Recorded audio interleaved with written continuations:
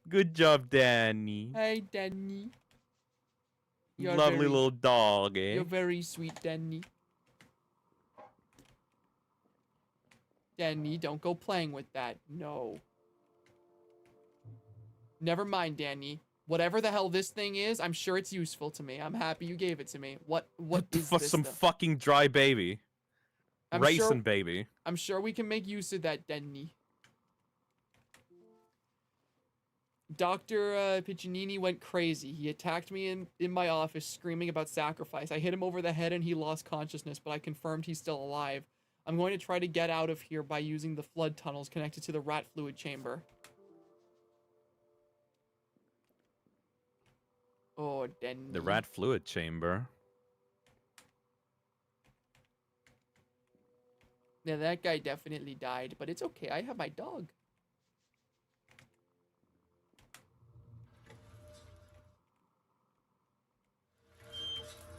You stay right there, dog. Don't do anything crazy. Okay. Now hold on. Doggy! Damn it, dog! Doggy! I can't go down there. Why not? I won't fit? Bro, you can totally fit. Damn Try to it, examine dog. it again.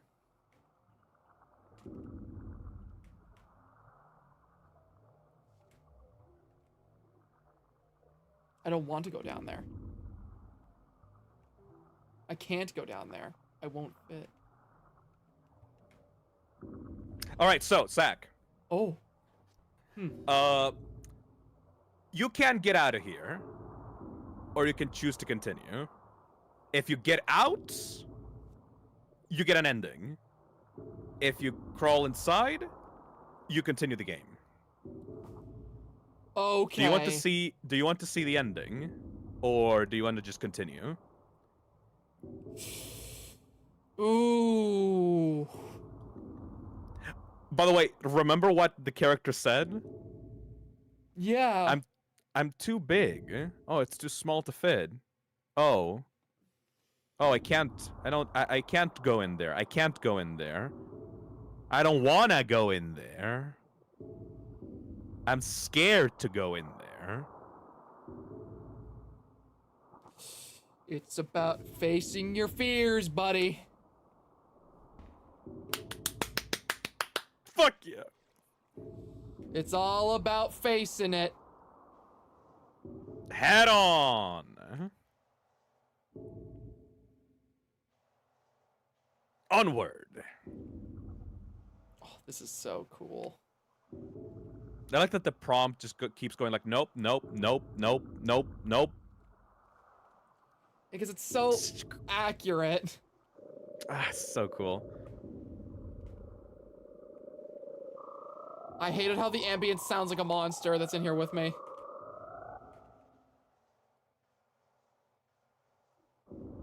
How are the tunnels treating the two of you? Oh, Zach doesn't have a tunnel thing phobia thing, and like I'm not playing, so I'm chilling. I am chilling as fuck.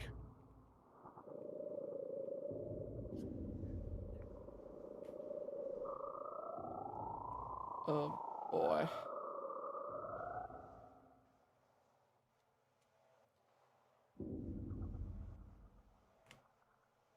Oh?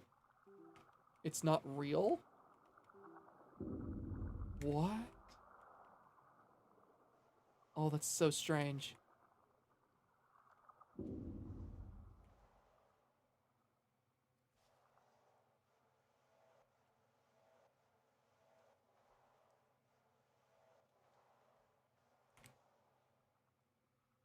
Look outside. Whoa. Oh, ew, it's got legs.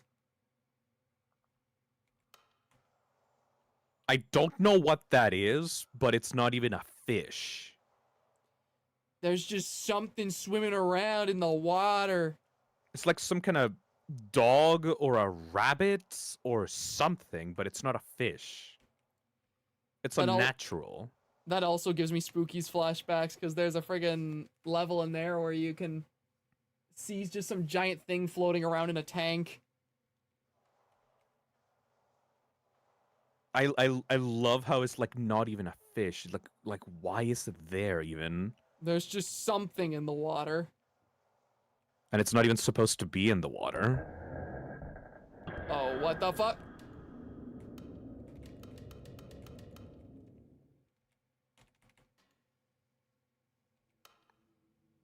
Oh. Oh. Oh, I'm just in a friggin' room with no doors. Nightmare poop room. Oh. Back in the lab. Okay, we just keep on keeping on. Let's go. Keep on keeping on. Inventory full. Oh, that's so cool. I forget to remove the body from my inventory to pick up the thing. I'm sorry, Dr. Brundle. You were just too big. I needed the space.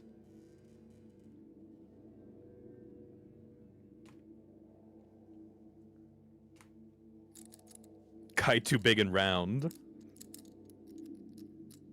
Also, shout out to the, like, super strange, like, nonsensical geometry. Totally not setting up for anything. Yeah, no, absolutely. This game just does random shit like that for no reason.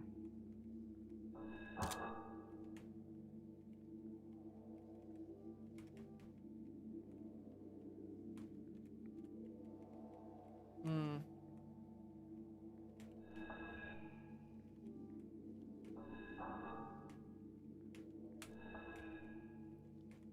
What's the point of me unlocking this if it... No reason.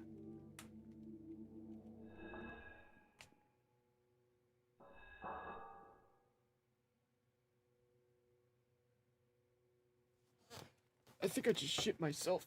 Okay. You okay? Gonna recollect that item, man. That scared the shit out of me. And room changed completely. That scared the shit out of me. I love like because of like you get lost very easily. You're not noticing how the rooms just keep fucking changing around you, and it's so fucking funny. I told you this would happen at the start of the stream. I literally It's said so this was cool. going to happen to me. Oh, the door's just gone now. There was a note in there as well.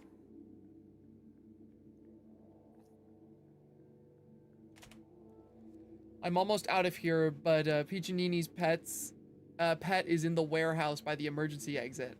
It won't move while I'm staring at it, but when I try to look away, it seems to reappear somewhere within a closer radius. If someone finds this, please be careful, as the creature may still be around. Ah, So you know how to deal with this, right? it's a weeping angel.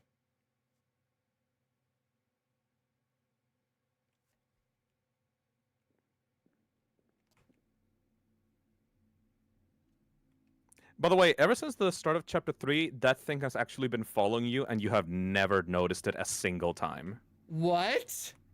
Ever since the caves, that thing has been staring at you at the corner of like almost all rooms, and has been disappearing before you get to it, and you have just not been noticing at all.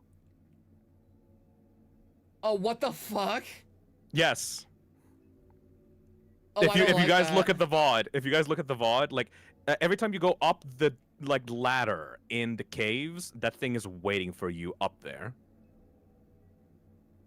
I really hate that. It's really been there hate since that. the caves. I really, really hate that. Too sneaky. This That is gives so me- tedious. It reminds me a lot of, you know the whole thing that people found out when they went out of bounds in PT, when they found out that Lisa's just following you the entire game and you don't even realize it?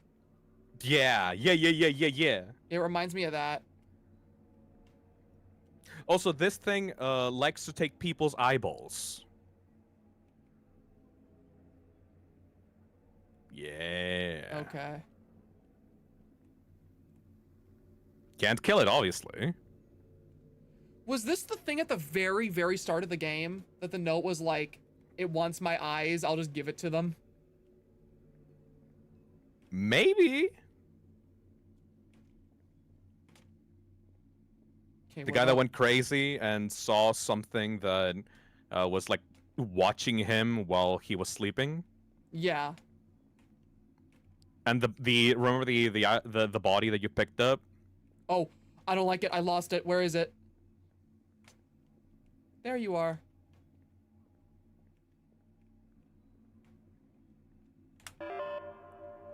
Retinal Reticle scan scan! failed.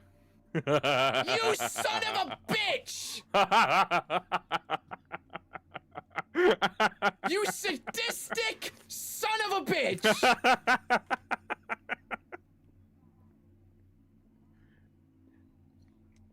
Omina Monkey says it behaves a little different than most weeping angels. Yes, but I'm not gonna tell Zack what it actually is until they get killed by it.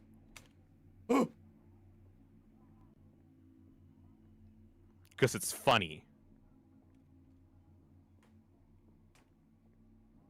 Okay. There's a little place you can go on the left side there. Little tarp area. Where did it go? It keeps vanishing. It keeps vanishing. So it's not just a weeping angel. It's also a save point there in case you want to save up in case you die. Because this guy is actually pretty difficult. So, especially when you lose him. Where did he? I genuinely don't know where he went. Yeah, that's the best part. You trying to bait him out? I want to see him. It's just a weeping angel, man. That's Everyone knows not how to just- deal with weeping angel. Hi.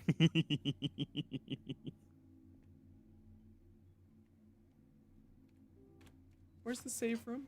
But you have to, like, you can't keep an eye out on him because the boxes of the level, like, will break eye contact with him. Where was the save room?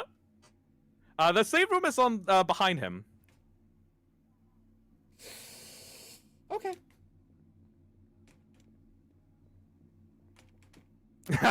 Trying to bait him out. Okay. Okay. Okay. Okay.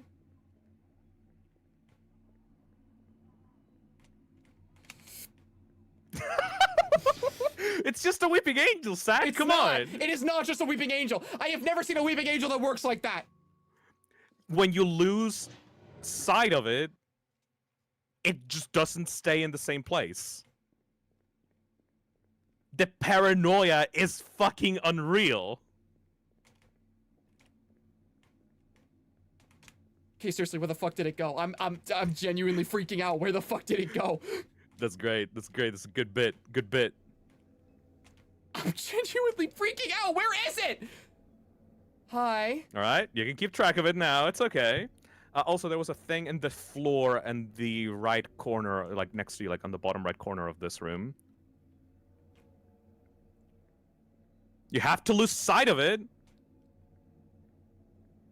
Or you can, yeah, you can desperately try to keep track of it if you want to, sure. Did it teleport away? What was in the right corner of the room? It's like a weird, like, rusty thing. Yeah, examine. It was there. Almost got you! I almost got you, motherfucker! You have to look at the puddle, though. It's just a weeping angel, man. Nothing. Okay. No found here.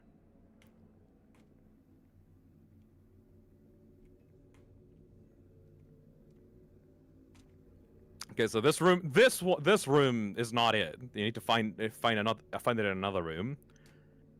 And I think it's randomly placed in one of these. Not sure which one. Don't lose sight of it. Don't lose sight of it. Hi. The pointing. Like, he sometimes just doesn't move, right? Yeah, sometimes I look away and he just maintains his position.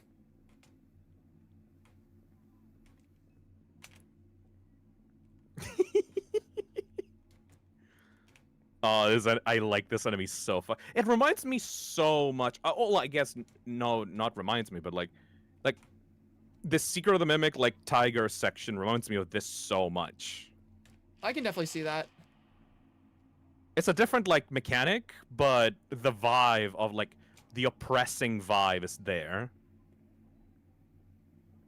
It blends in. with the other bodies and the body bags. Yeah. Also, you got the eye, so now you should be getting into the retinal scanner. I love the silhouette so much too. It's a very distinct silhouette for a monster.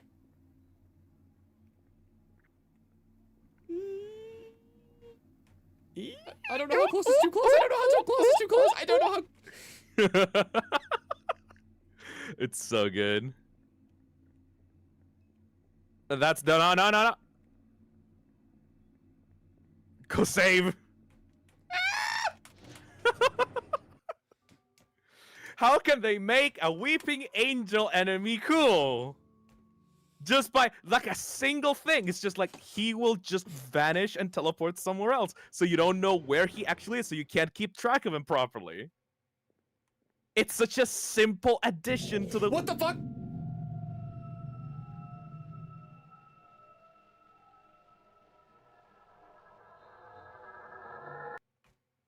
What does that mean?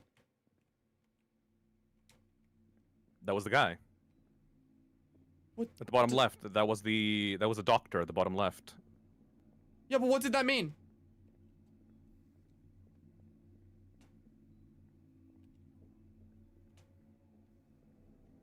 What did that mean? What did you...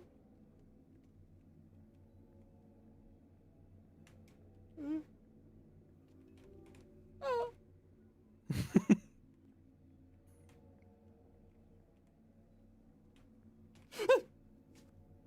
Hey, you're looking scarier than I remember. And it keeps track of you as well. The eye, I mean. Or doesn't? I don't know exactly. Yes! It does. I don't have a map. You kind of have to go through them, though. I don't have a map.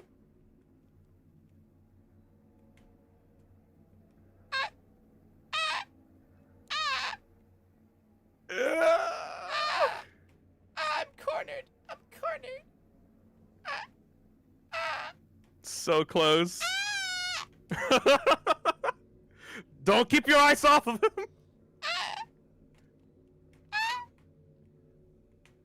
Where did it go? Is he gone now? Is he gone now? All right, well. Am I safe now? Yeah, you're good. Okay.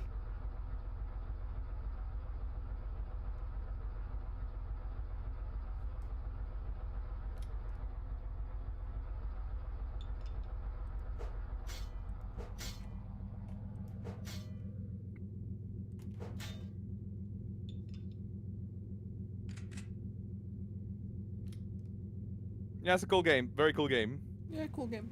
Yeah.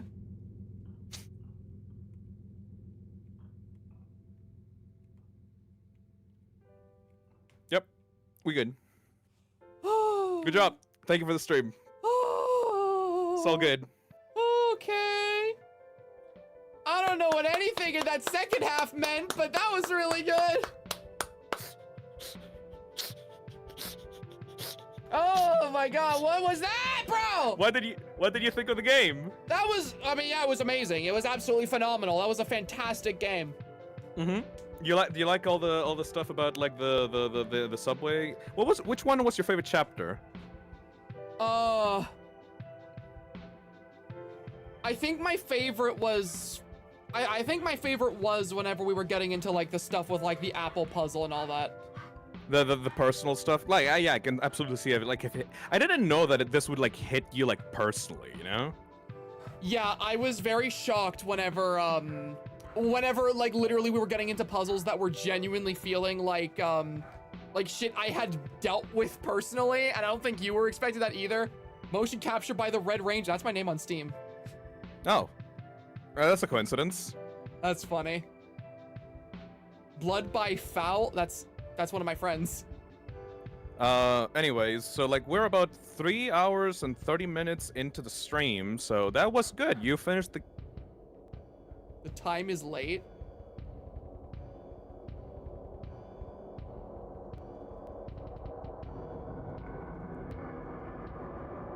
Savior of rats. So tier. What the fuck is this crap?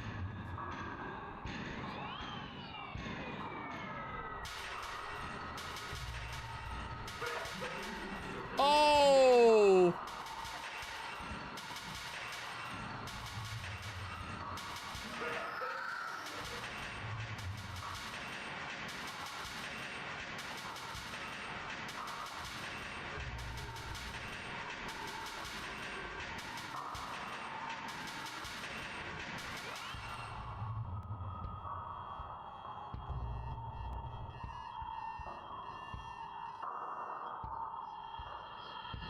Look at the right. Oh!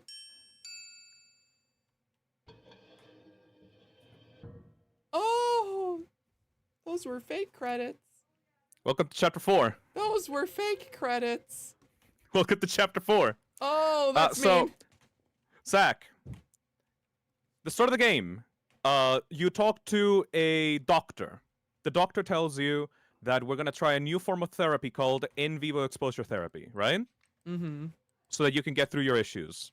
You start the game, and you go and expose yourself to your issues and traumas, right? Mm-hmm. And then you improve thanks to that. And the doctor tells you that he will prescribe you anti-obsessive compulsive disorder fluoxetine medication, right? Mm-hmm. And then after you confront your issues and improve, suddenly you start going through completely confusing rooms that are more medical, like clinics and labs with different doctors talking about experiments. And you find notes about how even like you want to escape from the monsters from the surface, and that you found someone that will help you down here, except never mind, they're not helping you, and that they are working with the monsters on the surface. And finally you meet this thing that has been stalking you throughout the entire game, has finally gained an eye, and is now permanently stalking you, and is Sotiris, the Lord of the Rats, that hungers for eyes. And your character starts like violently vomiting as he finally like invades your mind completely. And now, even though you thought that it was over and you were going to escape, you're now stuck in here. Welcome to actual Lost in Vivo. Oh. The character is stuck here now.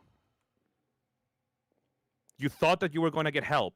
You thought that escaping from here from the monsters outside was going to help you, but no, they're working with the monsters. They're not here to help you. They're here to manipulate you, and now you're stuck here. So this presented itself as being a therapeutic experience that was good for me, but in actuality, it was the monsters manipulating me to trap me down here. Or is it? You don't know. You don't know what to trust.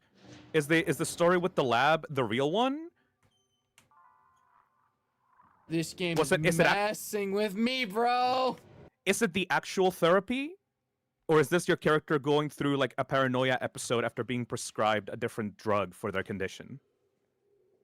Because you just got a new prescription for fluoxetine and like an antidepressant medication that like helps you with and like anti-compulsive disorders. But now you're trapped here. You were supposed to end the session. You were supposed to finish the in vivo exposure therapy. But Sotiris is not going to let you now.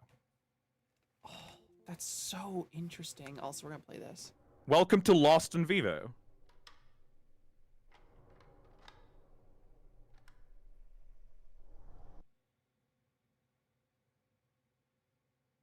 Like the lab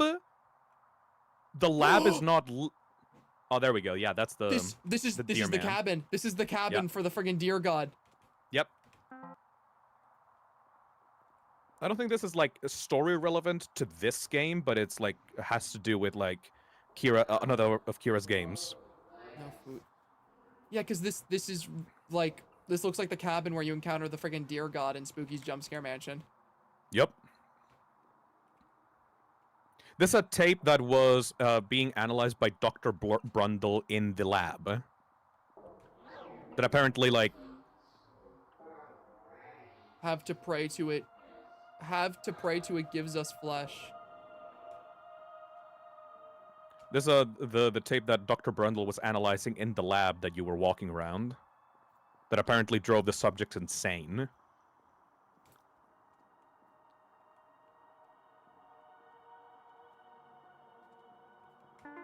Idol picked up.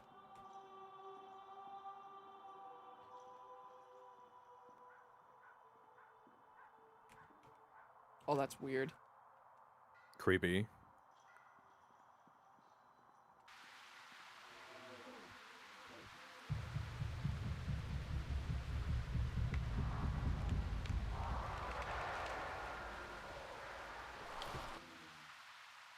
Get the fuck back inside. Okay. It's so creepy. It's so fucking creepy.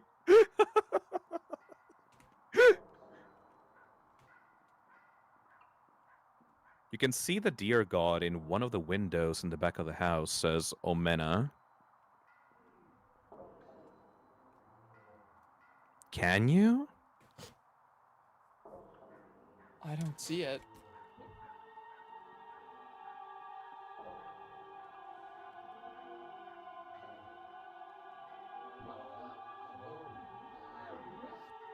No food left.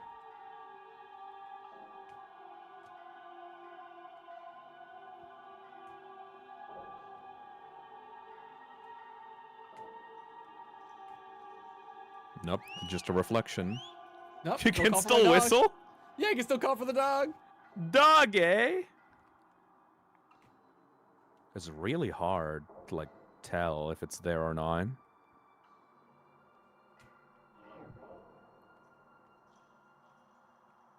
That's just darkness. Ooh. Nowhere else to go but outside, I guess.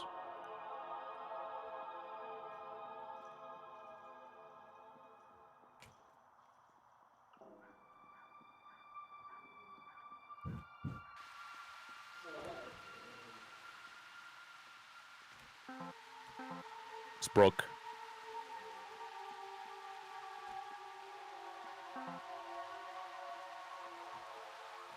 Oh. Oh. There's no wind? There's no wind, but the trees are moving. Oh.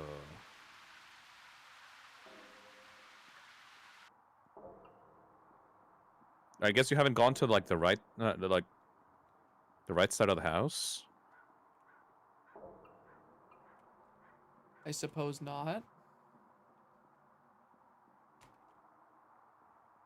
Yeah, this one. No, that one, yes. Matches. Matches. Burn the idol. Oh, okay. Oh, well, you picked it up. You just gotta like go back into the thing. Am I able to Like- use it here? No, in the place where you got the matches, there's like another like way there. Oh, I see.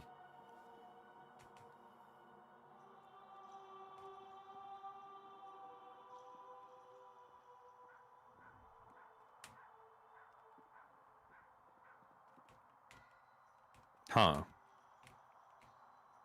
No deer god there either. Maybe in the place with like the creepy like blackness, darkness window. You could place the idol there, maybe? Maybe. In the back of the house.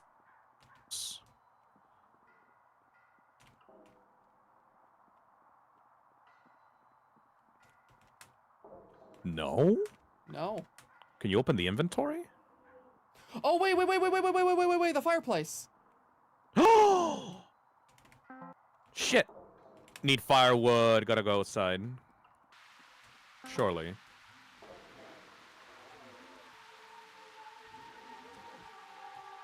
Yeah, I feel dumb about this myself. You got the matches, you got the you don't got firewood. Where would the firewood be? On the floor? On the ground? Like, I myself don't remember this at all. It's a completely different thing from the main game. Idol is upstairs. Firewood must be somewhere around here. Just such a small space to get lost in as well. I know.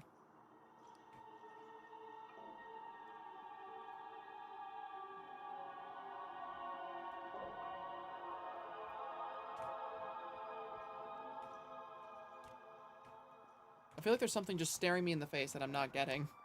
I don't know either, man. Like, I'm just as lost as you, like, genuinely.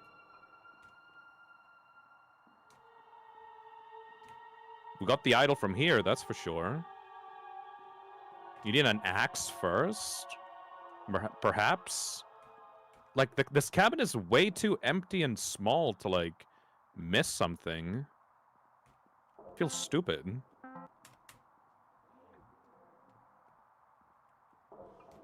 Like, okay, we can mark off that room. Nothing there. We can mark off this room. Nothing here. Okay, the bedrooms are, like, useless. There's nothing in here, in, like, these bedrooms. This room seems important, but it doesn't seem like anything's in here that I can use.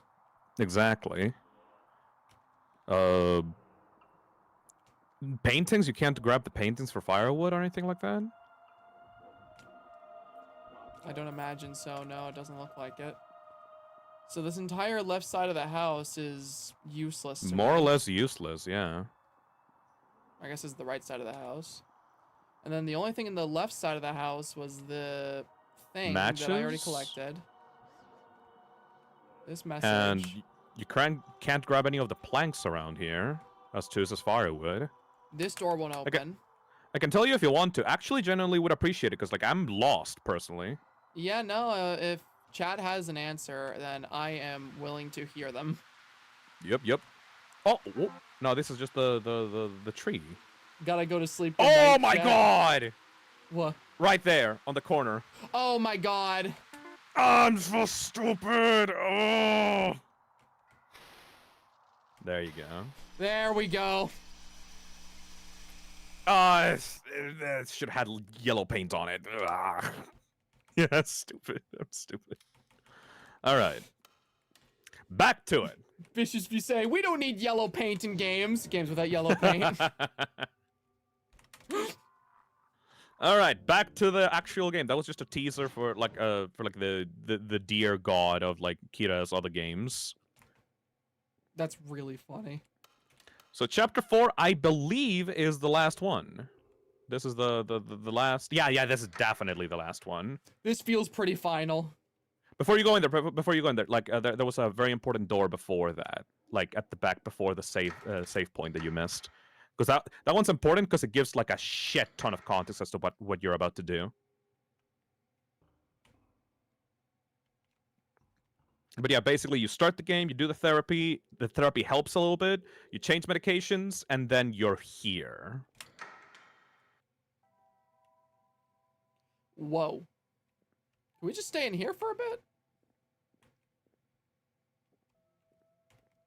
Oh. Oh, thank you. What does that map look like? Oh, this looks like some kind of like medical scan. Of? What is this? That's a skull. I was gonna say, is this like the top of a head, but... Yeah, that's a section of someone's skull. Oh, that's so weird. If If the power goes out on the tracks, you have to reboot the whole system in order.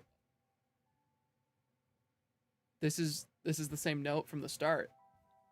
In order to do that, In order to do that, go to each section and turn off the breaker boxes, then come here and restart the system. I've barely been able to keep the power on, so that's about all the advice besides giving up that I can give. so Zach, take this note. No, like literally look at it. Remove the context of the subway station. If the power goes out on the tracks, you have to reboot the whole system. In order to do that, go to each section and turn off the breaker boxes, then come back here and restart the system. I've barely been able to keep the power on, so that's all the advice I can give besides giving up. Is this talking about, like, the human mind? I've barely been able to keep the power on, so that's all about all the advice I can give besides giving up. All right, final section. Oh, that's so strange. It's so cool to me that some random, like, throwaway note that just seems like a simple tutorial for, like, how to do an area comes back later like that and actually, It's like, it like actually the means something. exact same notes, just removed from its context. And you can do that with every single note, by the way, if you replay this game. Every single note, the stuff about the lab, the stuff about the subway, the stuff about the caves, you remove that context from it, and you can give it new meaning. That's so interesting.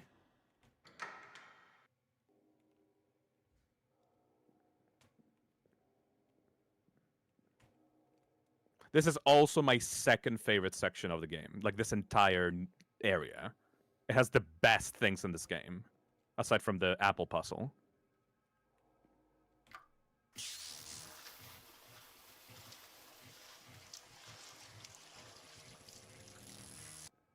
Okay, so that did a thing. Mm-hmm. Keep that in mind.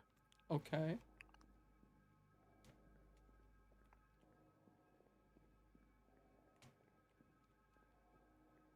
What the fuck are these, like, soft 5-ass tunnels?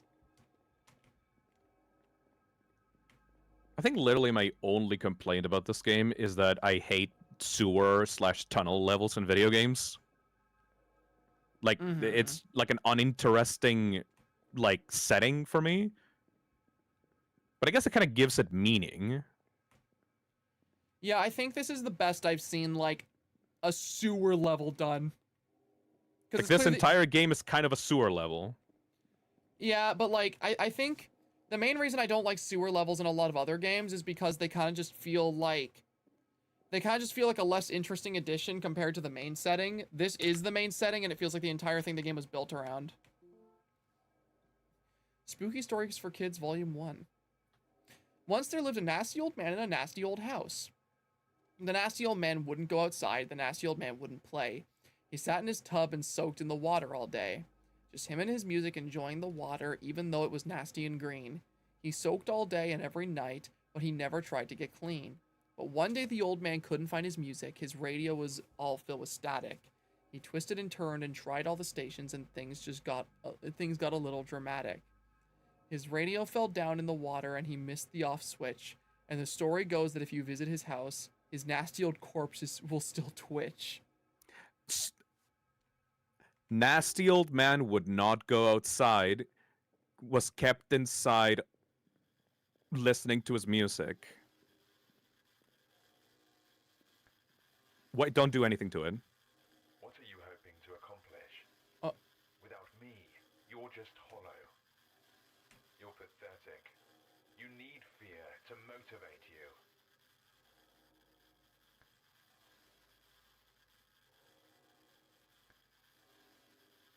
All right, now you can do it. Now I can shoot it. Yeah. Reset the breakers. And then come back. What?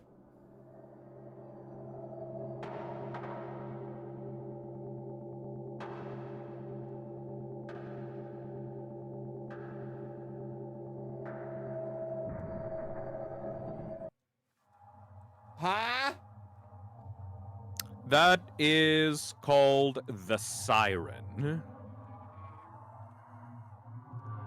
Huh.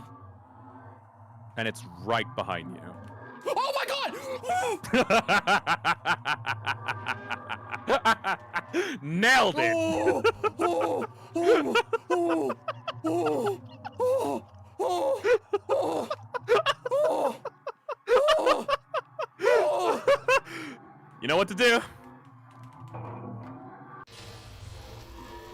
Oh.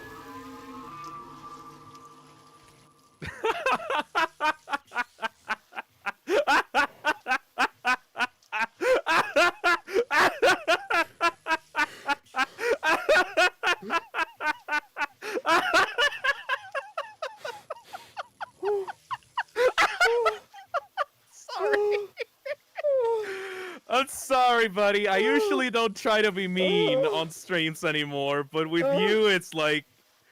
It's impossible to resist! Oh.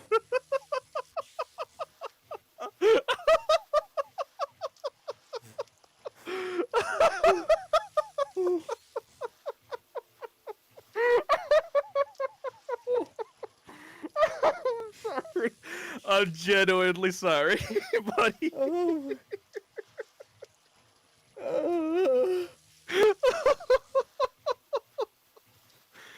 Oh... That was the most fucking scared I have been in so long. I'm glad I could help.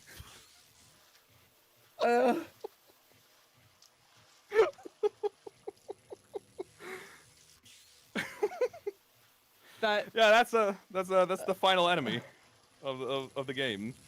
I Good have- luck dealing with that. I have never been so pants shittingly scared in so fucking long.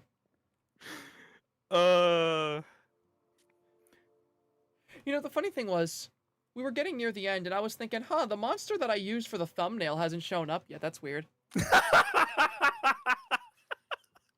I love it when people randomly look up game screenshots of video games with no context, and then they get wrecked. It's just, They just put it on the thumbnail, with no particular context or reason, and then turns out, wait, no, this is like the final boss of the fucking game. It's the fact that you said, oh, when it's right behind you, and I expected to turn around and see it maybe rounding the corner, but it was like a couple inches from my face. I don't know how you managed to time that as well as you did, but like, I try my best. I have never, when I say I felt my soul exit my body, I genuinely, that does not put to words the feeling I had when I turned and saw that thing. People better fucking clip that. If you don't clip that, I will come to your house and give you some head pads, and then I'll punch you in the face. Oh my god. Filmmaking the game scary is amazing, Lamau. I'm doing my job as a co-host, man. I said I would take Postra through the game. That's how I do it.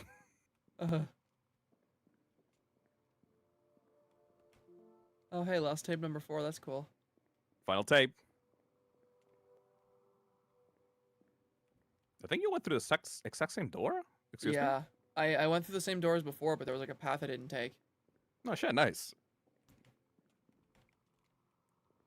Okay. Sorry, I'm just a little I'm just a little rattled. The best. Okay. Let's see here. So what am I even doing again? You need to go back through into that center room with the 3 doors. You've already done the one on the upper part, so now you need to do the ones on the right side and the bottom. Remember, like reset the breakers. Right. Probably also save in the meantime as well, because like yeah. I think that guy is an insta kill as well. So like, ooh. Okay.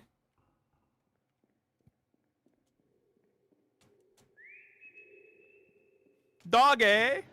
I need my dog right now. desperately. I really need that dog. That dog gave me like the one moment of like levity in this entire game. Hey, let's But I thought that I was helping out. You are making it worse. Good. You're making it so much worse. Well, isn't this a quaint little house? Need to go to sleep. Sleepy time. Oh shit. Oh, okay. Something's holding it shut. Oh shit, that's a really cool reference. Zach, just like a little breather of a moment from the game. Look at this post that Bonsi just like DM'd me with. Hold on. Let me see this. That's really cool. Oh. So for those that Oh. want some context, it turns out if you have seen the ending of the Amazing Digital Circus episode 6, if you go into the post-credit scene of that episode, where the moment where Kane starts to glitch the fuck out, you will see that his eyes start glowing like blue and red colors. And if you look up the main inspiration for the Amazing Digital Circus, I Have No Mouth and I Must Scream, the most popular cover for I Have No Mouth and I Must Scream features a character with no mouth and a set of blue and red eyeballs. So remember how at the start I said that I was fully predicting that Kane was going to go full AM at some point? Ooh, baby, like he's gonna lose it. Yeah.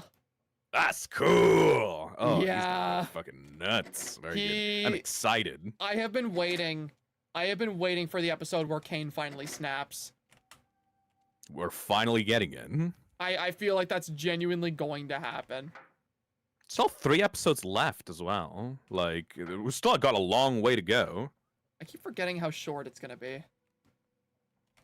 It doesn't. I wish that there was a little bit more filler. You know what I mean?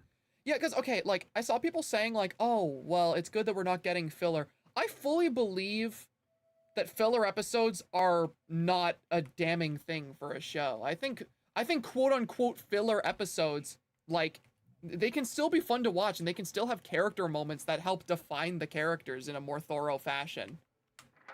I really missed, like, old school entertainment, like, shows where, like, ooh, look at your reflection. This is interesting. That is a silhouette of Soteris, actually. Oh. Interesting. But yeah, like I really liked like old entertainment where like you were allowed to have breather episodes where the characters like you could just do funny things with the characters. It didn't all have to be like all serving like an ending idea or like advancing the characters like by miles every single episode. Well, yeah, because that's my one critique I have of Amazing Digital Circus, actually, is I feel like some characters and, like, the story is going a little bit fast because of how short it is. And, like, I think that's something It's a that, nightmare. like... Yeah, it's a nightmare. But no, I feel like that's something that a lot of people kind of miss with shows, is that, like, filler episodes, they give you moments of calm between major story arcs and story events, so that it doesn't feel like everything's happening at breakneck speeds. And it also gives you moments to have little character moments. It gives you those little moments where a character can be more fleshed out and to have like little like character development, and they can form stronger bonds so that when the big character moments happen, you care more. You're more invested into the characters because it feels like they've been part of your lives for longer, you know? Yeah, like You- I mean, like this is my way of sneaking it into conversation. Power Rangers. Yeah. Literally, like a lot of people are like, "Oh man, I can't get into that show. It's all filler," and I'm like, "That's where the character development happens." The episodic storylines of shit like that, yeah, they're not like some big thing that overly contributes to some massive overarching narrative, but there's little character moments in there where a character's able to grow and change, and like, you know, I don't know, like filler can be perfectly fine to watch. I think if a filler episode just has a fun episodic storyline where you get more of these characters and you get to see them have more time to shine and like flesh them out, then it's not really filler. Filler is kind of just used as a negative term, even whenever it's used properly. Unironically, like, and it's so fucked up because if you really think about it, Gooseworks' series, like the circus setting, is prime for some filler episodes, right? You could literally just have Kane make up an adventure for them. Like, the premise of the show allows there to be like an episodic format to it where like the characters just go into an adventure and like experience something completely different, and like it would give the writers like so much freedom to just think of these crazy scenarios in their head without jumping the shark, you know? Well, There's so much potential there. That was the thing. Oh, hello. Meat. That was the thing about Amazing Digital Circus that really appealed to me right away. Was I saw the setup and I'm like, oh, this has the potential to be a very like long-lasting episodic show where, you know, you have these little character moments. That's what I fully expected. And that's what the show is. But like, my one complaint about the show is I feel like these characters are going through such intense development and changes that I fear that one of them's gonna die before I really get the opportunity to feel like they've met their full potential as a character because of how short the show is. It would be so much more impactful for these characters to die if like we had like seasons worth of time to spend with them and feel like we've gotten to know them and like get comfortable with them, you know? And even Kane himself, like Kane even Kane himself is not a static character. He is breaking at the seams on each episode. Every single time like he gets rejected and his ideas as a creator get like swatted off and like not appreciated, he gets more and more and more bitter. And that's interesting. Obviously, I really like Kane as a character, like genuinely, because he represents like creators being slighted. Like even though like he's trying to make something he considers art, people just want him to make slop for them, you know, or what he considers slop. But he is like at risk of like breaking the fuck down and like breaking apart, you know? And that's a shame, man, because Kane could be such a good vehicle to explore all these weird ideas for the show. But now he's just like, now at this point, like at the end of like at the start of episode 6, he's like, you know what? Yeah, you get guns. I don't fucking care anymore.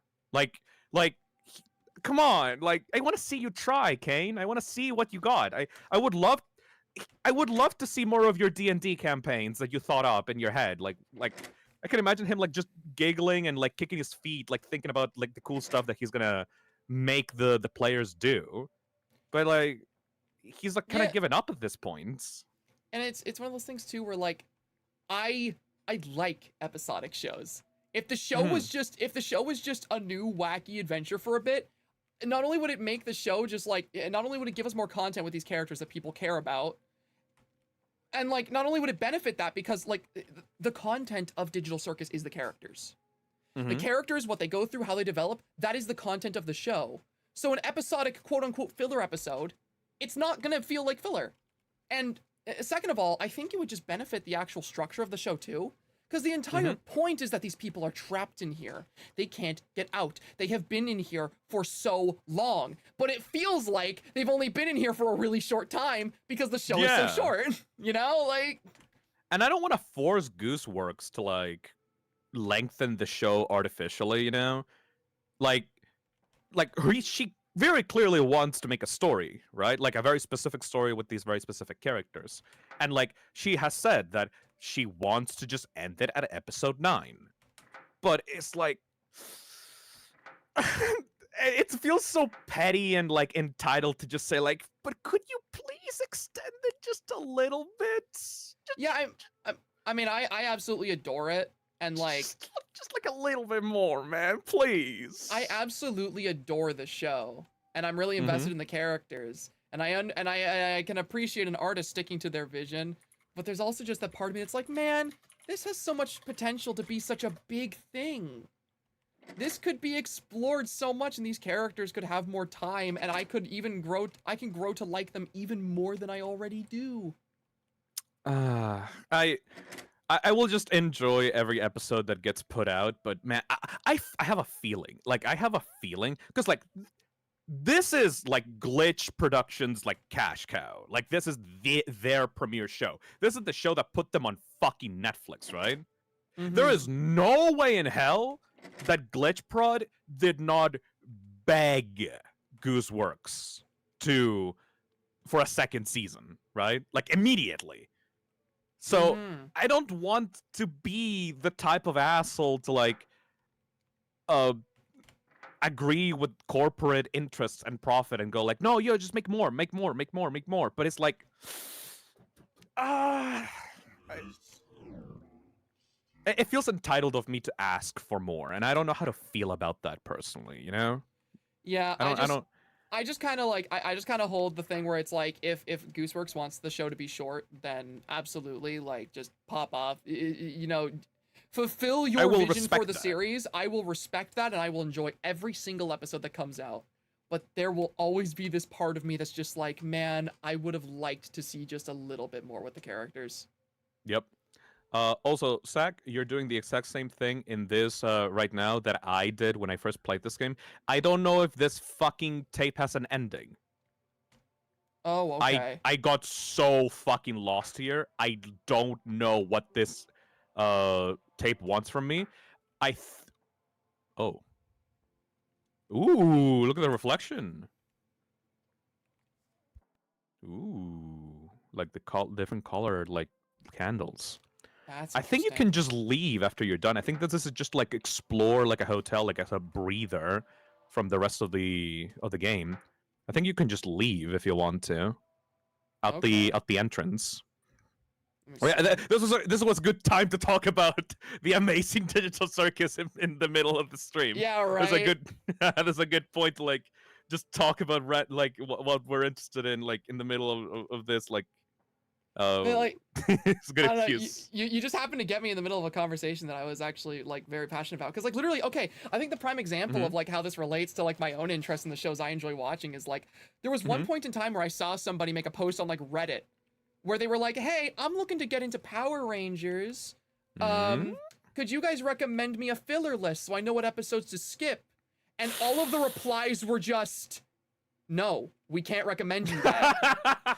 Because if you skip the quote-unquote filler episodes, then these characters will not have any depth to you. Because, like, in a good season of those shows, the characters really get a lot of development in the quote-unquote filler. Yeah, the episodes themselves don't have much consequence, but maybe one character goes through a small arc that carries over to a future, like, episode, and you're missing out on that character gaining depth. And, like, obviously something like Power Rangers isn't like 10 out of 10 peak writing. You're not going to be writing like a video essay unless you're me.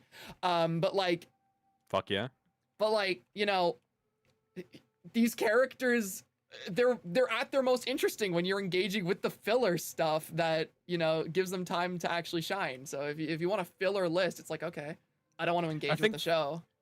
I think filler, like I said before, but like I think I found the proper words to say it now. Actually, is it helps you get emotionally connected to these characters just from the time spent with them outside of the main plot. Because the main plot is the thing that like always is above your head when you watch an episode, right? And for a show like The Amazing Digital Circus or Power Rangers, when you have time to just relax and stew in the life of the characters, that makes the characters the priority. You know, like that's the thing that emotionally connects you to them, because like being around these people that you actually genuinely like connects you to them regardless of whatever's going on in the main plot. You know, I genuinely don't know what the fuck to do in this level. I'm sorry, I don't know what to do here. I'm assuming I can eventually find. Oh, there we go.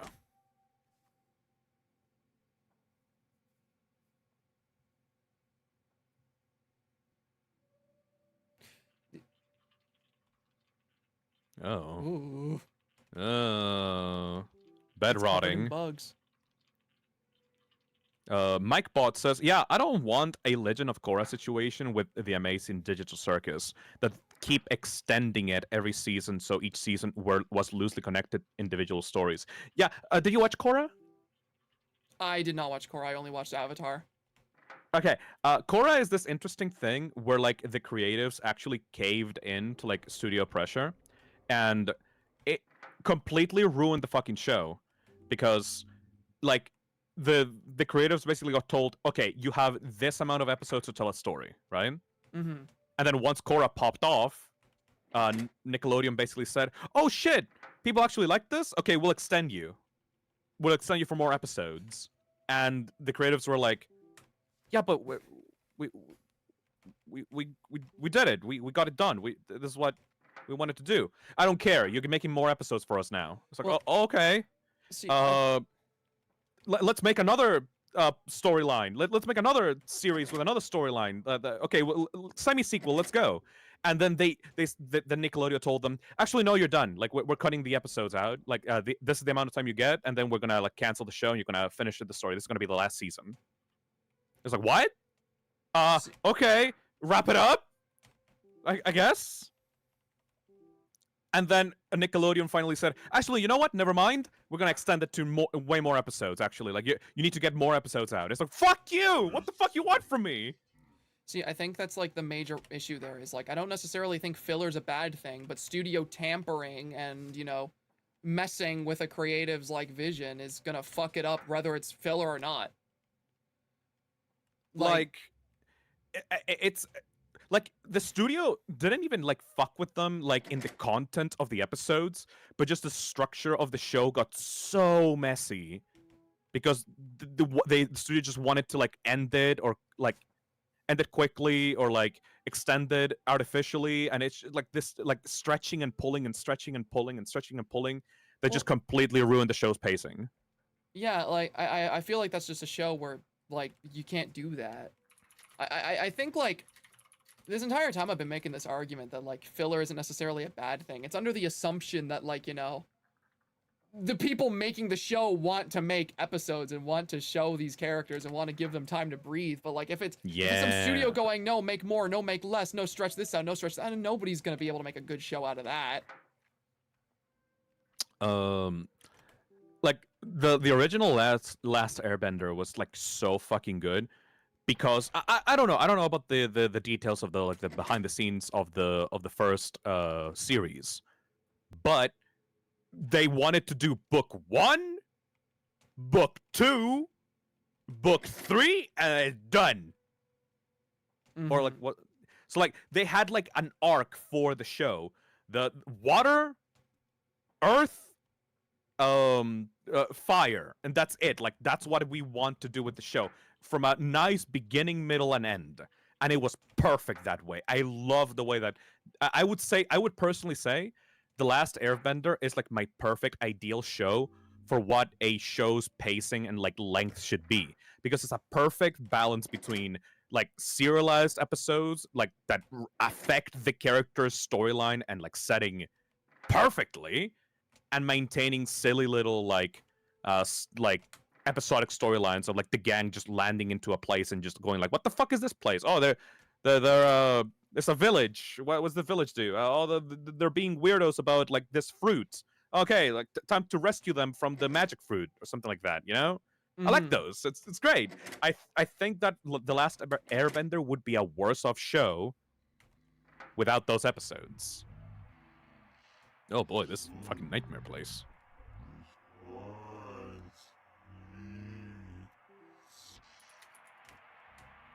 Yeah, no, I absolutely, like... I absolutely think that just, like... The term filler is just kind of lost meaning, and it's just used in a purely negative sense. Like, filler can be a bad thing, but I find it's usually a bad thing whenever it's a result of either, like, tampering happening, or, it just completely breaking the pace. Because, at the end of the day, a story's pacing is incredibly important. You can't just have a filler episode after, like, some major story event happens without showing the consequences of that story event.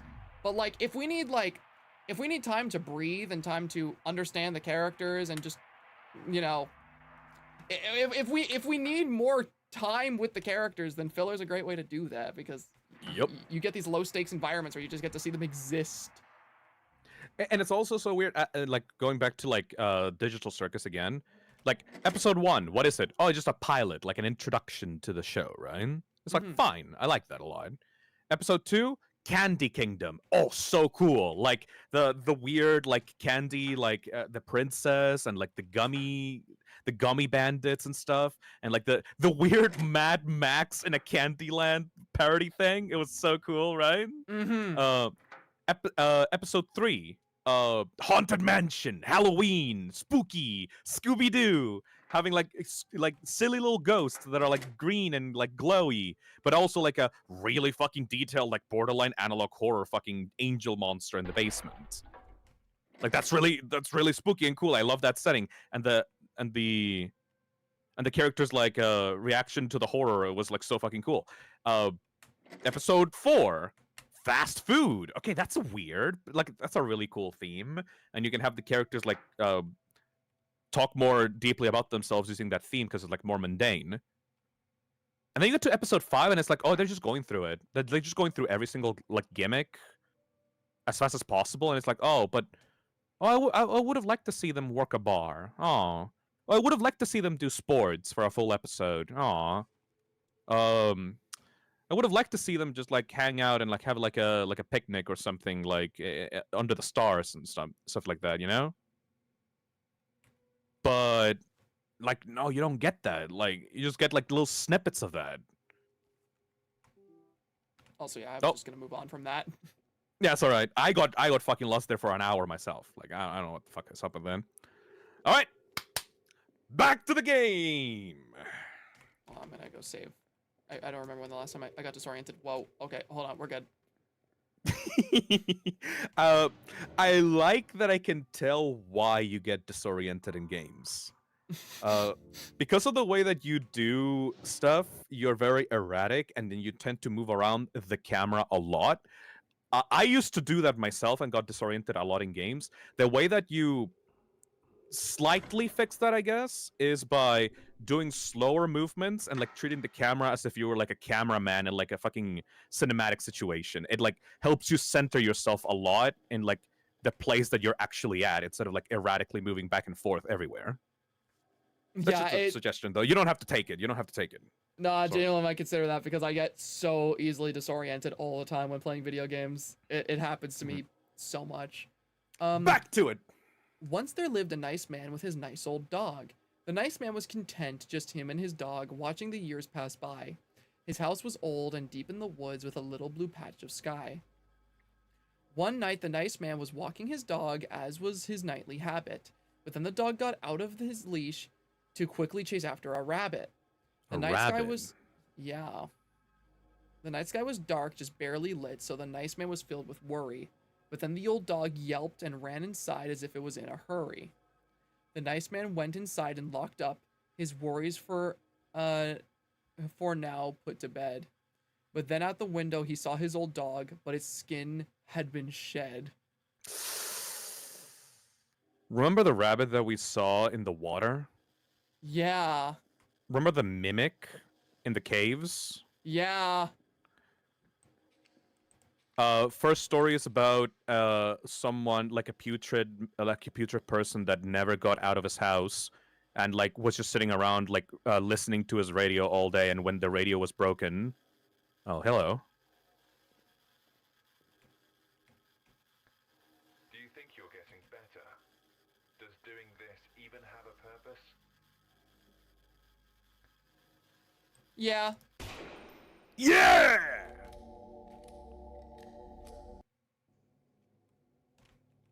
Whoa, what? Tank controls? Hello?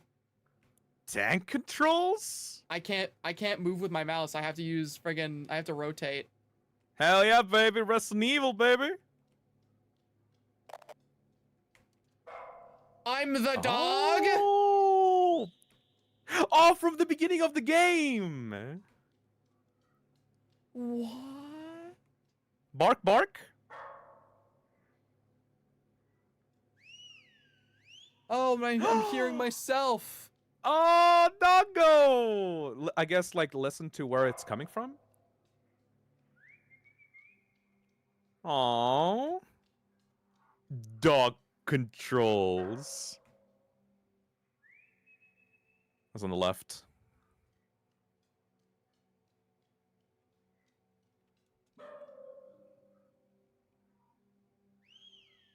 Right.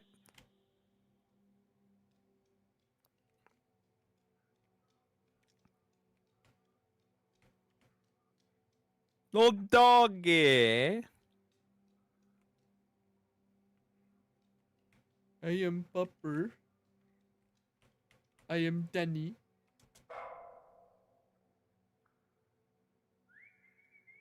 Yep, there we go. I like that your view is also low below to the ground as well. Mm-hmm.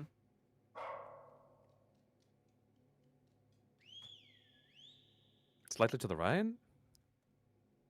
I can't tell very well. Yep. Dog trolls. Dog rotate. Dog go into Oh yeah, this is the door. exact map of the beginning of the game. Little dog-themed passageway. It's nice that they had these little tunnels for a dog.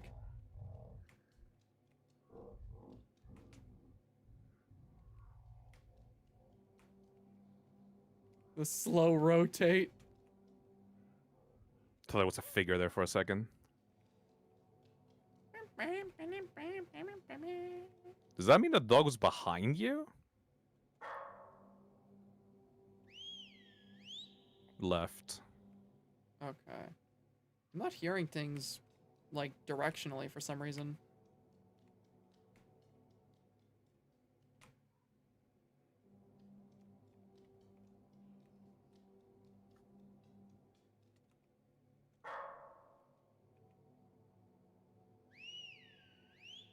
I would shit myself if I was playing that fucking. Oh, that is a nightmare for me. Oh, so makes me nervous just seeing it. Hey, I am dog. Have you seen my owner? Excuse me, box. I Oh. am dog. Excuse me, box. Dog. I am dog. There we go. Oh, that's the other side of the door from where you're at. Oh. Does dog know how to open door? That's not the dog. Oh. You should throw that switch. Yeah?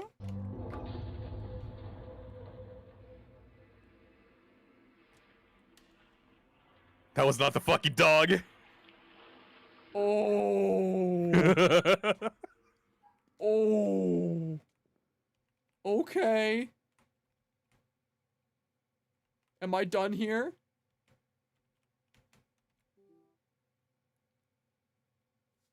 I think so. I You did kill the brain, so yeah, I think that you're good. Okay.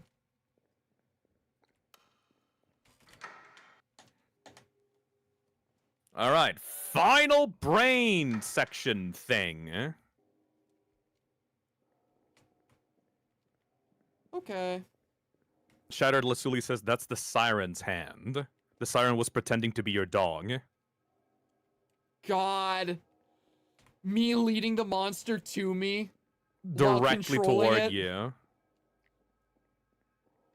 It was the skin had been shed.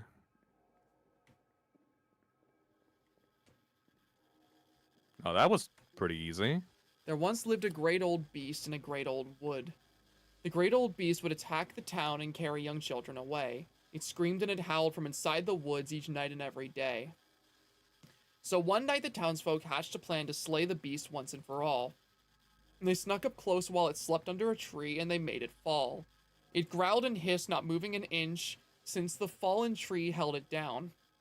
The warriors fought and stabbed the old beast to finally save the town. But the stories go that if you visit the woods, that under a great fallen oak, the great old beast isn't dead at all, it just still hasn't woke. Ugh. Hey, what do you have to say? I'm your identity. I'm your crutch. You used to cling to me like a parasite. I know you better than anyone, and I know you're weak. You'll come right back. Lamau. Did I ask? I don't seem to recall asking.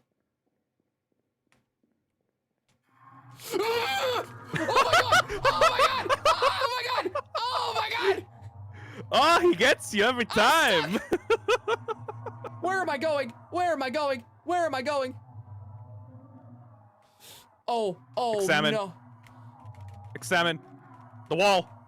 It's It's blocked. blocked. Run up back. Okay. Oh my god. Open that. Open that. Open that. Ah! Look back. Oh god. Ah! Yeah, so remember the story, right?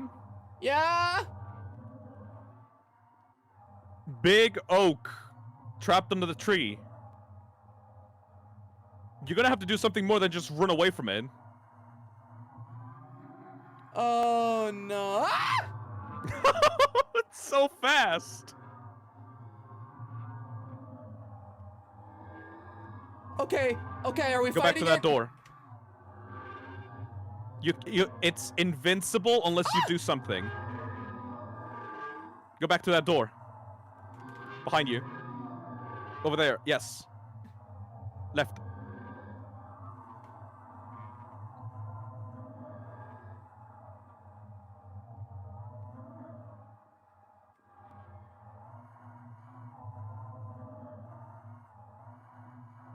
See the door? Oh, but it's on the other side. Fuck. Oh no. Siren, my beloved. It's such a cool enemy. If you actually take a look behind you, it doesn't have eyes. There's It's- mouths where the eyes are.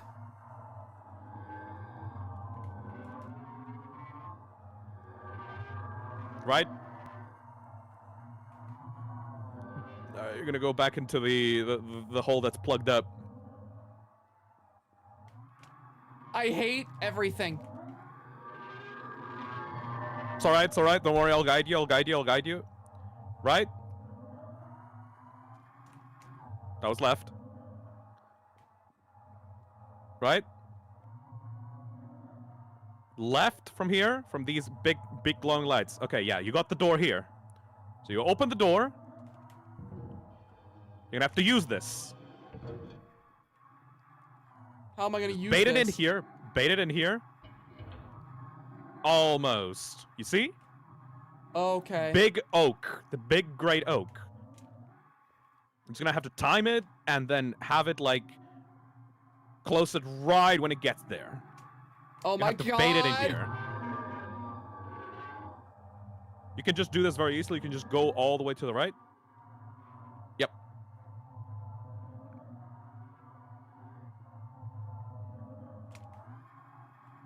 You have to open the door.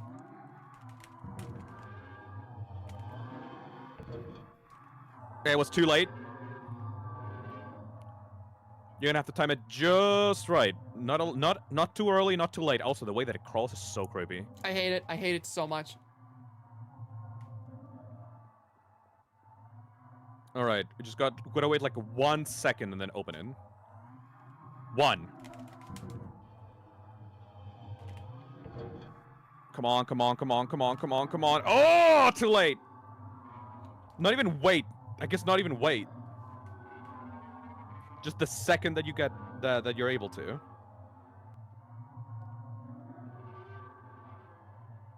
And then you just like unload into it.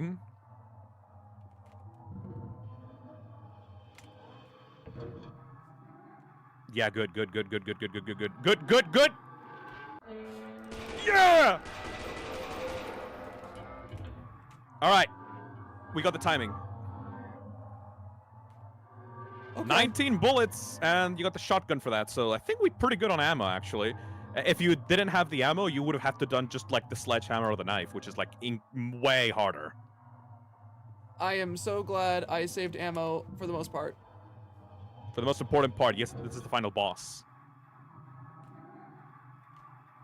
It didn't work that time! Oh! It sped up way too much because it saw you, I think. I don't fucking know. I think you have to like get as close to the door as possible so you can like he can slow down when he like gets there. Because if you go too far away, he'll just like dash toward you frantically. Just stay right there. Yes, go back. Yeah! Should be a third time, like a Mario boss.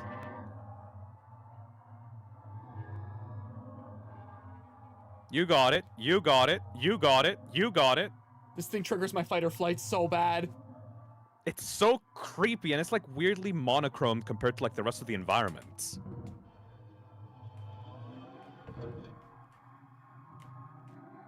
Is he gonna arrive too late? Oh, bastard. Now this is facing your fears head on. Yeah, the main way to kill the final boss of the game is to literally face it head on, literally. Why is he slow this time? I think he gets faster like the farther away you get from it. Yeah, so now it's slow. Oh, you bastard! Oh! You got too far away. Yeah, he gets slower. He gets slower the closer it is to you. So if you go very, very far away, he starts just like sprinting across the map.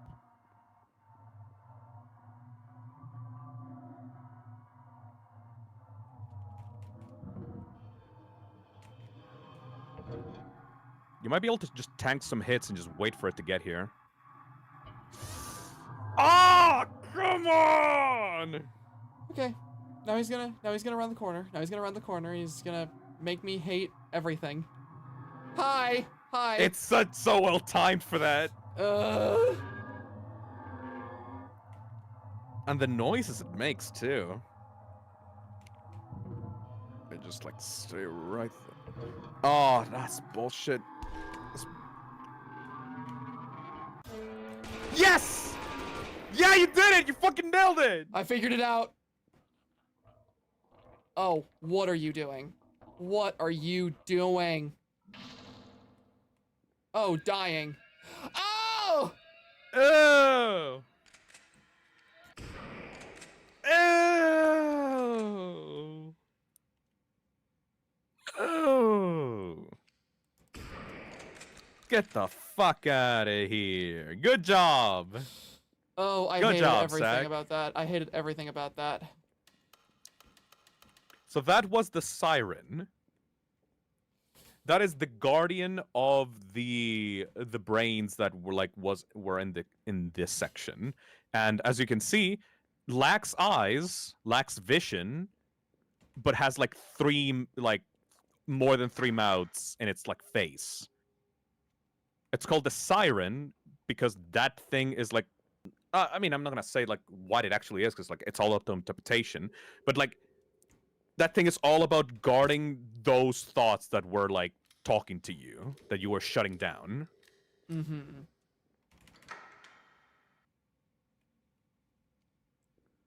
This is not the same as before.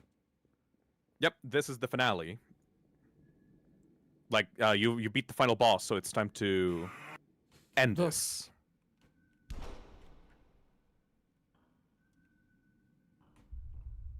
Oh, Lord. Terry says intrusive thoughts. It's less intrusive thoughts and more like What the fuck? What the fuck? What was that? I don't know. It's less intrusive thoughts and more like the thoughts that are comfortable, that like are inviting, the thoughts that like fill up your mind constantly about yourself. The thoughts that someone is more used to hearing about themselves that are tough to like push away, right? Because all throughout that entire thing, you are pushing away the bad thoughts. The siren are the comfortable noises and the comfortable thoughts about your self-worth that someone would constantly think about themselves instead of trying to actually put in the work to think more positive stuff about themselves. Oh. That's the same doll head. The look prompt doesn't actually do anything. Mm-hmm. Completely missed that on my playthrough. I love how its last-ditch effort to kill you looks so small and pathetic. Yeah, because, as you can see, those thoughts are not actually do not actually have power over you if you don't give it to them.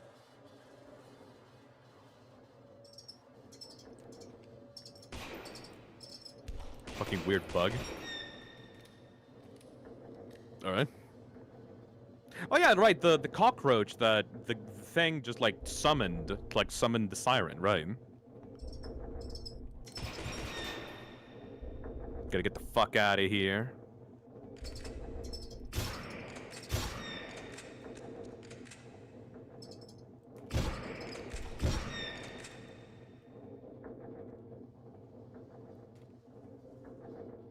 Oh, the thing that came out of the siren's head is called childhood memories.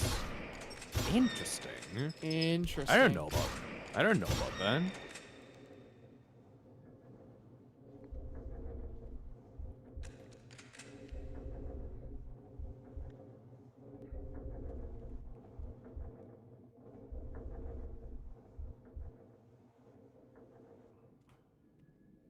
This just looks like fucking hell. Yeah, I've genuinely just walked into hell. Oh. All right, final stretch. Make sure to save up and just gotta get the fuck out of here. Oh, also the statue in the save room. The statue in the save room, that is the exact same model as the figure that summoned the siren. Like the one where the cockroach crawled out of its like sleeve. Is the exact same model as the statue. I noticed that right away. Good. The final gauntlet? Oh, you don't even know.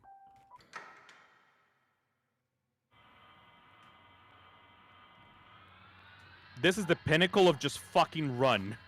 Okay. Oh my god, you're right. Okay. Hey, Siren. I didn't even notice it. What?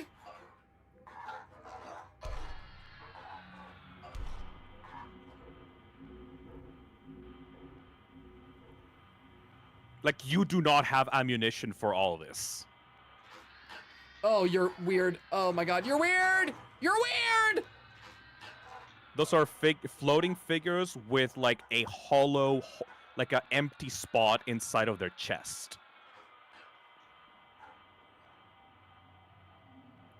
I'm not even questioning any of this shit. Get the fuck out, get the fuck out, get the fuck out, get the fuck out! Oh, shit.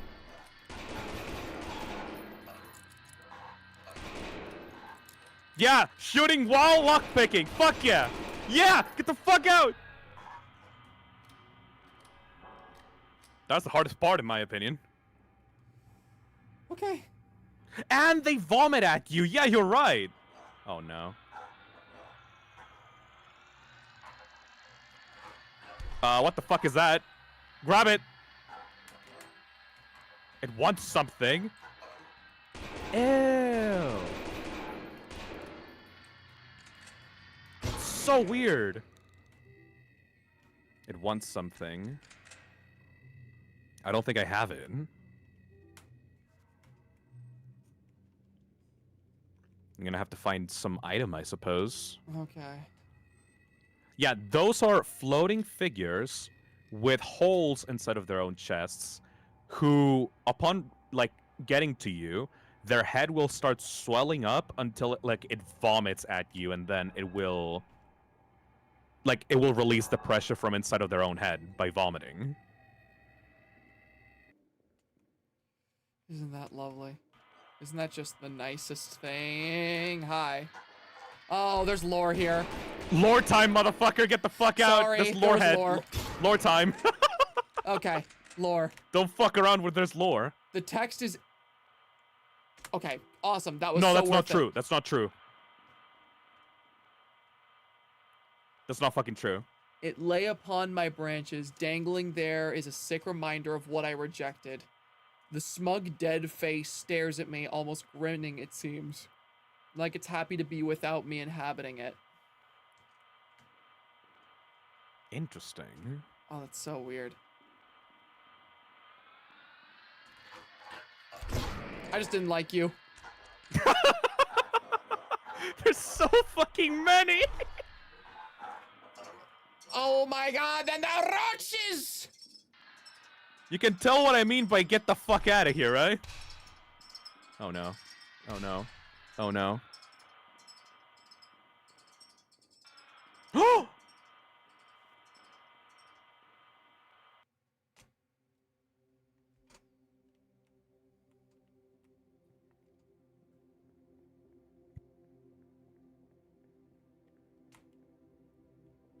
Oh. Oh.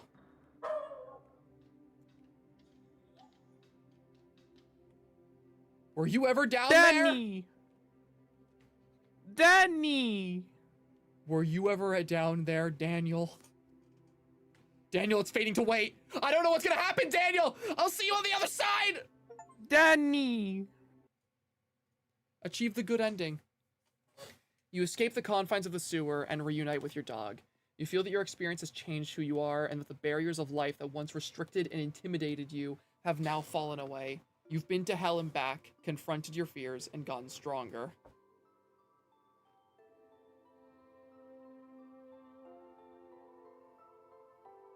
And that is Lost in Vivo. Oh, for real this time! For real this time. For real this time. Man, what a good game that was. Holy shit. Yeah? What a good-ass game that was. I'm not sure if that tree ever actually has an object that you can actually give it. I am not sure, personally. Oh, that's so cool. Do you want to know how to access the enemy gallery? I think it's just like you finish the game and like it lets you see the models of the enemies and stuff like that. But yeah, like that was Lost in Vivo. And like I tried to guide you a little bit on what I personally believe is going on in this game, but there's so many little other tiny details that I don't think that my picture is 100% correct, right? This Mhm. game is purposefully an interpretive piece. But like I tried to guide you into like seeing the stuff that I saw on my first playthrough, you know? Yeah, yeah. God, that is so fascinating to me. Yep. What do you think? I Like- love this. I think like I think this has one of the most fascinating and most compelling messages about mental health that I've seen from any of these like psychological horror games. I truly, genuinely believe that it's the Silent Hill 2 of indie horror. Yeah, because, like, obviously the imagery of the game tells a story about the character we play as, definitely in a similar vein to how Silent Hill 2, all of the enemies tell you something about, like, James. But I also feel like, we talked a lot about it, but, like, the actual mechanics of the game itself, pushing you down the path of doing what needs to be done to better yourself and move past your own, like, mental illness, that hits so hard. It's such a good way of making the player feel the struggles that otherwise they wouldn't be able to if they weren't suffering from those complexes or those syndromes or those illnesses. Yeah. Because it physically affects what you're able to do in the game. Like it makes you confront like obsessive compulsive disorders. It makes you doubt yourself and trust the information in front of you because of like it makes you doubt like if your dog, like your close one, like, the people close to you are real, like or if they want to hurt you. Like it messes up with like your mind by taking like information like notes and stuff like and information around the environment and making it about you. Like it makes it feel like it's about you and that the entire world is against you, and it puts you like in this weird like idea of like, was that any of it real? Was it real? Was the lab real? Were the experiments real? Was the cult real? Was Soteris real? Was that an actual god or just a figment of my own imagination? You know? Yeah, exactly. It's so cool. It's it's so interesting. And like I can tell that the specific like the OCD part of this game, I will just call it the OCD, like obsessive compulsive / bulimia part of this game, resonated with you the most. Like Mhm. that's where you got it, right? Like before it was just a spooky horror game, right? But then you got what the game was about in that specific section, right? Yeah. But every chapter has a different thing for a different like struggle, like a different fear that people have like gone through in their life. The last one with like the bad self thoughts and the siren and like the consuming thoughts that like constantly bring you down and like having to shut them off by like paralleling the subway station with the breakers, like having to shut down all these thoughts like to be able to move on. Like that is also like directly about depression and like horrible self imagery and like bad self esteem. And like or like for example the lab and the caves, about like not being able to trust your loved ones because like you think that you're safe, but like you suddenly begin to think that everyone that you love is suddenly against you and like working for the people that are trying to hurt you. And like Mhm. you like being consumed by these thoughts of conspiracy of like labs and organizations like underground that are trying to get you, that are trying to experiment on you and like trying to break apart your brain, you know? That's like paranoia, schizophrenia. Like I got that personally because I've had to like take care of people that have suffered from like schizophrenia and like feelings of persecution, right? Mhm. Like this game gets people in very different capacities in every single different chapter, you know? It's so Yeah. good. This was amazing. I absolutely loved playing this. Also, okay, I want to ask something too. Mhm. When I first played this game, I happened to boot up this game at midnight.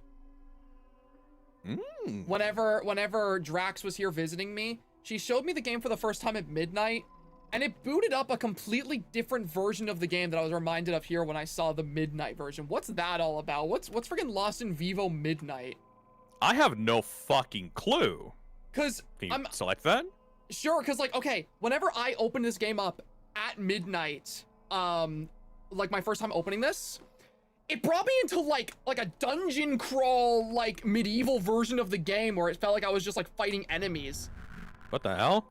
Yeah, this was what I saw when I Oh! opened the game for the first time on midnight. Oh, that's cool. I've never seen this. This is what the game looks like whenever you open it at midnight, and if I were to show you real quick, like it's so weird. What the hell? I've never Yeah. seen this genuinely. Look, this was my first exposure to the game. You're gonna immediately see why I was so confused. That's an Xbox controller, like an original Xbox controller. Yeah, look, slay the Midnight King. What the fuck? All right, I'm in the dungeon. I'm in the dungeon. What the hell? Where are my weapons? Where are my weapons? I haven't seen this. What the hell? It's so strange. Yeah, okay. Bam, sword. All right, let's go. This was the first thing I ever saw when I played Lost in Vivo. Oh, that must have been so weird to see like, oh, Phil recommended me this? 30 coins of silver. All right, I don't have What? All right, let's go. A giant hand pointing of where you need to go? What the Okay, hell? I got this. I got this. I think I only unlocked the ability to play this because I happened to open it Is up. that a fucking when I troll did. Sona? No. Okay. Woof. Homestuck. I thought it was a troll Sona for a second. I must go. I do not fear you. Soteris? You are but a fool. You are nothing but rust on my blade. Nothing but rust on my blade.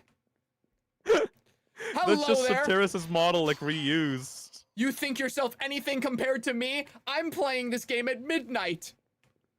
It just becomes a fucking dungeon crawler.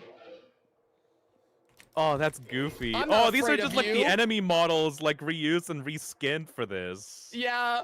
It reminds me a lot of Spooky's Jump Scare Mansion has like an endless mode that's very similar to this, where like you can pick up like a freaking like crazy ass sword and it just never fuck stops yeah. and more monsters start spawning. Okay, I died. Yeah, I don't really care, but yeah, no. You can imagine my confusion when this was the first thing I ever saw from this game. This is such a Kira game for sure. Oh, 100%. Oh, that's all. That's fucking like goofy as fuck. I love that. But yeah, that's Lost in Vivo. God, this game was so good. I adored this game so much. Hopefully, like, you'll be able to stew on this and like think about the section that spoke to you the most. Like, I personally, like, the thing that the sections that spoke to me the most was the ending with like the siren and the puzzle with the apple. I think those are the highlights of the game. But every single part of the game is purposeful, even if you don't think it is, because you can re-look and reread the notes and realize, oh wait, taken outside of the context of the area that this is presented in, this actually has so much more meaning behind the surface, you know? And I find that so cool, because once you get it, you can see the game in a completely different like perspective, you know? Yeah, 100%. And like, even just the parts of this game that really did stick, like, hit me, they are absolutely like something I'm gonna be thinking about a lot, because like this game hit me in a place I wasn't really anticipating it would when I first opened it. I just thought this was gonna be spooky horror game that had some pretty good scares, which it did. There were some parts of this game that scared the ever-loving shit out of me. But I wasn't expecting it to be like hitting in a deep personal place like it did. Absolutely highlight of the stream is you like thinking about it and going like, wait, I'm gonna look stupid if this doesn't work. And it just absolutely nailing it. Well, yeah, I 'cause, love like, that. Literally, the reason my thought process even went to that door was because, like, the number one thing that you, when you're dealing with, like, intense OCD, that you, like, have to teach yourself is that, like, you can't engage in the compulsions that you have to give yourself temporary relief from, like, your obsessions and your, like, anxieties. And when you don't engage with your compulsions, you feel trapped for a while because you genuinely don't know how to cope outside of them. Literal just bars coming out to like trap you in the room until you do what you've been compulsed to do, like through this coping mechanism. Yeah, so like a large part of it is just learning to kind of live with those feelings. And by not engaging in compulsions, you kind of accept that those feelings are not like real. They're not actually like, they don't represent how you truly are. And so like, I don't know, whenever I was really thinking about it, I'm like, man, it's gonna be that those bars aren't actually real, isn't it? Because like when you're forcing yourself not to engage in compulsions and like self-sabotaging behavior, it feels like you're trapped and literally have no other option than to engage in your compulsions. What a cool goddamn way of like showing that feeling through a video game. Also, because like, okay, you brought that up, and like I never thought about it that way, because when I first went through that section on my stream, like I got it, but I didn't get it through the lens of OCD. I got it through the lens of someone with horrible self-image of themselves and like suffering from bulimia, right? Like that, like the chapter like the chapter 2 literally it takes place in like Grand Bulim Station Avenue, right? Yeah. It's not really subtle. It's literally called the Bulim Avenue. Is bulimia like a type of OCD? Like, let me check. bulimia, OCD. Like, is that a compulsion? Is it related? Like, I'm not sure because I don't know anything about this. The relationship between eating disorders and OCD, part of the spectrum. In the cases of both anorexia and bulimia, obsessions lead to levels of anxiety that can only be reduced by ritualistic compulsions. The compulsive behaviors of anorexics can often be seen in their careful procedures of selecting, buying, preparing, cooking, ornamenting, and eventually consuming the food. And just as with OCD, compulsions are commonly strengthened by many of other personality traits. So it's not direct, but it is very related to OCD. Yeah, I don't think that sequence was directly supposed to be OCD. It felt like it was more deeply like relating to eating disorders. It was just one of those things where I saw it and I kind of related to it. Like, not in a specific context, but like, I don't know. I'm reading the International OCD Foundation. It says, in both anorexia and bulimia, the individual clearly becomes preoccupied by incessant thoughts revolving around body image, weight gain, and food intake, leading to ritualistic methods of eating, dieting, and exercising. The common thread linking both of these disorders to OCD is the overwhelming presence of obsessions and compulsions that eventually affects the individual's daily functioning, even to the extent of becoming incapacitated. Just as the OCD sufferer feels as though the door is not locked, despite evidence to the contrary, and is then compelled to check those locks hundreds of times in order to remove this doubt, so too the anorexic feels though she is fat, despite the reality the mirror portrays. Yep. Right. So that is such a direct link. Okay. That was why it hit me the way it did, was because like, even if it wasn't directly supposed to be like a metaphor for OCD and it was more relating to like eating disorders in general, that shit was hitting because like I just saw the common thread of like obsession becomes compulsion, and engaging in compulsion only worsens the obsession because it makes it feel like the obsession is important and needs to be dealt with. What a perfect name for the game, like in general, like just wrap this up, like what a perfect name for the game. Only in video games would you be able to do like a simulation of like an in vivo exposure therapy, because that's like a real thing, right? Therapists sometimes recommend like exposure to your like fears and anxieties and like phobias in a safe, controlled environment, right? Yeah. And what are you doing in a video game? Playing a horror game in which you're being exposed to your fears in a safe, controlled environment. But the fact that like the game fucks with you and tricks you with these meta elements makes you feel not safe. It makes you feel that you're actually in danger. Just like someone going through actual in vivo exposure therapy would feel during one of those sessions. It's brilliant. It's fucking brilliant. It is so cool. I love this so much.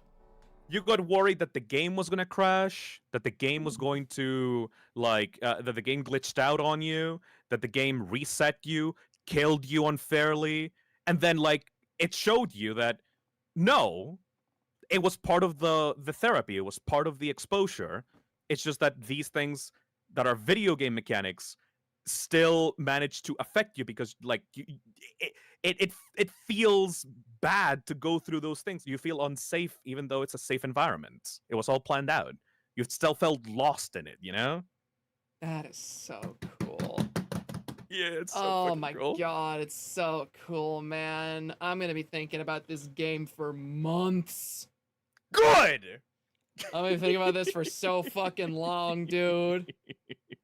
Very, very good. I'm gonna be sitting there tonight, probably watching Power Rangers, going, I had to eat the apple.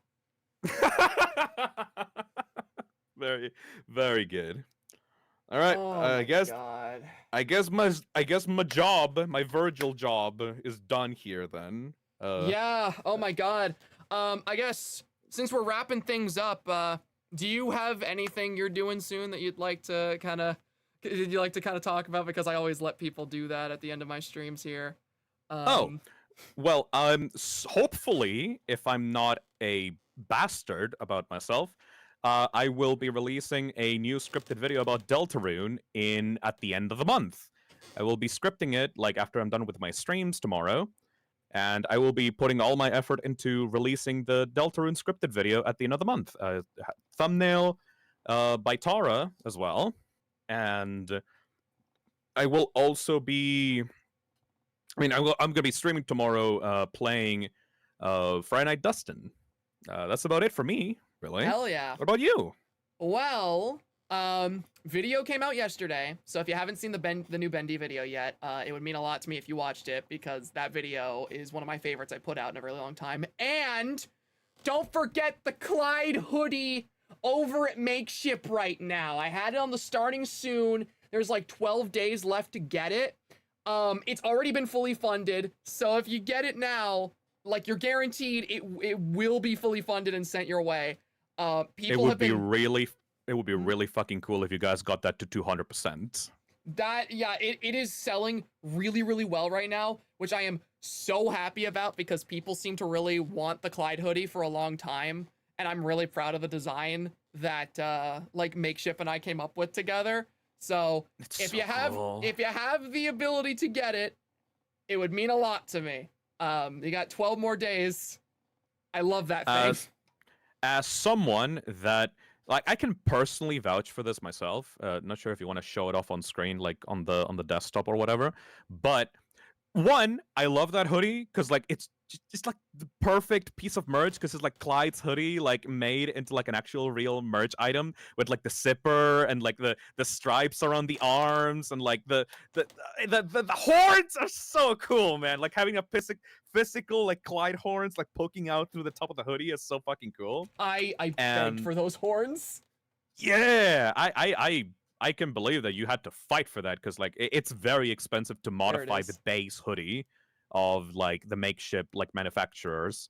But also, I would personally recommend this hoodie myself, because back a year ago, like literally almost a year ago, I had my own Makeship campaign for a hoodie, and it succeeded, obviously, because like people in the toxic cesspit are like crazy. But also, everyone that bought that hoodie and talked about it online had the best things to say about that. It is so comfy, it is so nice, it is so soft and comfortable. You can sleep with it. It doesn't have like the metallic zipper in the middle that like makes it like impossible to like use to sleep on, you know? And I know for a fact that this hoodie is like high quality, because Makeship is using the same manufacturer for this one as they did the toxic hoodie that I sold last year. So if you want my personal like recommendation, fucking buy this thing, because I can guarantee you that it's going to be like just as good as the toxic hoodie. Some people complained like on Twitter about like, oh man, it has like a pasted on zipper, it doesn't have like a real zipper, and it's like, no, it's good, because like that the lack of the zipper in front is so much better for like actually being comfortable in your house, like wearing it and like going to sleep and just hanging out on like the couch. It's like so much more comfy than one with like a actual metallic zipper, you know? I personally like think that this like the perfect design for this hoodie. Yeah, I'm super happy about it, and yeah, seeing how many people have already gotten it has been like super exciting. But yeah, that was my just reminder about that, because I want to make sure that I give that thing the proper exposure it deserves, because I am really, really happy with how that merch turned out. But yeah, if you want my personal suggestion, because like sometimes before I was like, oh, I don't know, I don't want to bother people about like my merch, like I don't want people to like be annoyed that I'm shilling my merch so much, right? And that's probably like a fear that a lot of content creators have. And then after I released a couple of plushies and merch items, I realized, oh wait, no, I actually have to be annoying about this because otherwise a bunch of people tell me, Phil, I didn't know this was a thing. I missed this. Oh no, I wish I could have known about this. So after those comments got to me, I was like, no, I'm going to be annoying as fuck about my merch every single fucking day, every single week. I'm going to be reminding people because people are fucking dumb, and if they want to buy this, they should know about it, you know? Yeah, that's why I literally have a PNG of the hoodie on the starting soon screen. Fuck yeah. I wanted to make sure. But yeah, no. I guess aside from that, next video I'm working on, I promised it during the Shadow Mantle video. Next video I'm working on is the video about Friend. I want to make the video about Friend from Deltarune. I'm going to be working on that soon. I don't know when I'm going to post that one because, you know, I'm not working under like very strict deadlines anymore. The last couple of videos had some pretty strict deadlines that weren't really self-imposed, but I had to work under. The Friend video I'm gonna be working on at my own pace, so I don't know when to expect it, but I'm working on it. So yeah, I guess that'll be it though for me. I'm gonna hop off now. I'm gonna get some food. I'm gonna It's time to go. stare at a wall and think about the game I just played for a bit. All right, Zach, was a pleasure to be here. I'll see you later, all Absolutely. right? Was a pleasure to have you, and thank you to everyone in chat who stopped by. I'll see you all in the next video or stream or whatever. Goodbye for now. Bye-bye.